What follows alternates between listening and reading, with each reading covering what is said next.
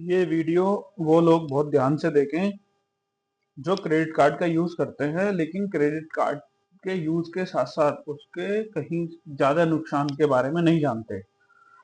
तो जो लोग 25 से 50 हजार तक की नौकरी करते हैं, जिनकी उम्र 25 से 40 साल तक की होती है, वो कभी ना कभी क्रेडिट कार्ड जरूर ले लेते हैं।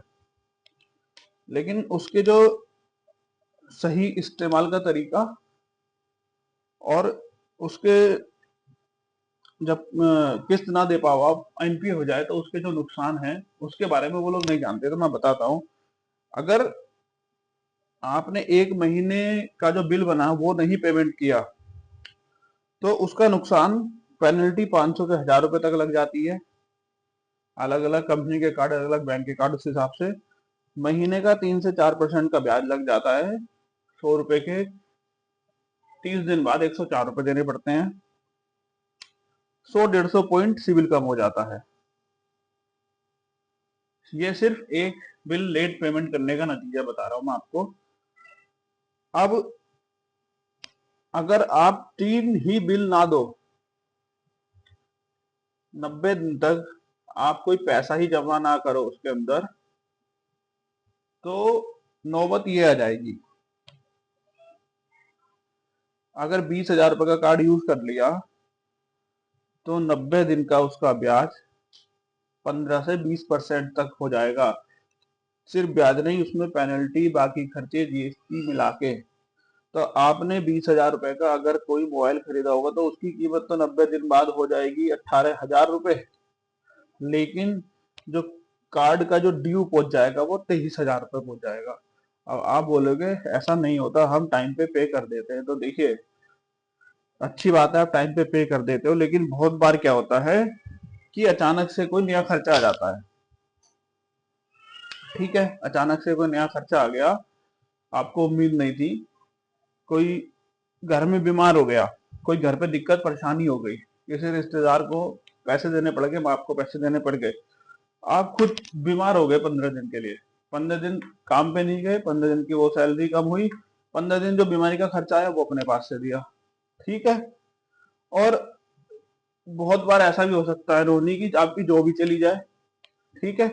तो उस कंडीशन में क्रेडिट कार्ड का खर्चा जो है एनपीए हो जाता है, क्योंकि जो क्रेडिट कार्ड लेकर रखता है वो किस्तों पे हो सकता है, बाइक भी लेकर रखता हो। ठीक है ना। तो उस वजह से जो क्रेडिट कार्ड एनपीए हो जाता है। अब क्रेडिट कार्ड का जो चार्ज है, एनपी की दर है, वो डिफॉल्ट रेट्स में सबसे ज्यादा है। साल का 48% तक आपको इस पे देना पड़ जाता है। अगर 100 रुपए की चीज ले ली आपने, तो उसके आप 148 रुपए भी देने पड़ जाते हैं। जबकि उसकी चीज की कीमत कम हो जाती है। क्या लेते हो आप? फोन ले लेते होगे, बाइक ले लेते होगे, कोई घर का सामान, टीवी फ्रिज वगैरह ले लेते होगे, तो उसकी कीमत तो घटती है समय के साथ साथ। अगर आपने फुल पेमेंट कर दिया इसका, तो अच्छी बात है। सिविल स्कोर धीरे धीरे इम्प्रूव होने लगेगा आपका, और वापस से ठीक हो जाएगा, और फिर लोन वगैरह क्रेडिट कार्ड द्वारा मिल जाएगा, कोई दिक्कत नहीं। लेकिन अगर गलती से ओटीएस के झांसे में पड़ गए आप, क्रेडिट कार्ड का ड्यू इतना हो गया कि आपने सोचा कि अब मैं इसको ओटीएस ही कराऊं, ठीक है, तो सिविल रिपोर्ट पे हमेशा दिखेगी वो चीज, कभी नहीं हटेगा। कभी जिंदगी में लोन नहीं मिलेगा, कोई गाड़ी का, कोई घर का, कोई बिजनेस काम धंधे का। क्योंकि जब आपने एक क्रेडिट कार्ड नहीं चला पाए आप, तो आपको दूसरा लोन नहीं मिलेगा। अगर धोखे से मिल भी जाता है, कोई बैंक दे भी देता है, तो उसका ब्याज बहुत ज्यादा लगेगा। तो क्रेडिट कार्ड इतनी खतरनाक चीज है यूज करने के लिए। अब मैं आपको तरीका बताता हूँ कि आप क्रेडिट कार्ड यूज भी कर लो, और आपको जो है कभी दिक्कत भी ना हो। इसका सबसे सही इस्तेमाल आपको मैं बताता हूँ। तो देखिए, क्रेडिट कार्ड का जो यूज है वो सिर्फ इमरजेंसी में करना चाहिए। क्रेडिट कार्ड को यूज करने की आदत नहीं बना लेनी चाहिए कि बस मेरे पास क्रेडिट कार्ड है तो मैं कुछ भी खरीद सकता हूँ, कभी भी खरीद सकता हूँ, और मेरे जेब में पैसे हैं ये 20 हजार, 50 हजार, 1 लाख का क्रेडिट कार्ड है। तो सिर्फ इमरजेंसी में ही यूज करना है उसका। कोई आपातकालीन स्थिति में, जब ऐसा हो सकता है कि आपके पास पैसे ना हो, कुछ जरूरत पड़े, कोई सामान लेना पड़े, तो आप किसी दोस्त से, किसी रिश्तेदार से पैसे मांगोगे, शर्म लगेगी, उनका एहसान होगा, तो उस टाइम पे क्रेडिट कार्ड का उपयोग कर सकते हो पेट्रोल भरवाने के लिए, बहुत सारी चीजों के लिए। जो अपनी सैलरी का कैश है वो अपने पास दूसरे काम में लगा लो, और 1 महीने के लिए बाकी चीजें शॉपिंग वगैरह क्रेडिट कार्ड से कर लो, राशन वगैरह खरीद लो, ठीक है, बिजली का बिल वगैरह पे कर दो, मोबाइल रिचार्ज कर लो।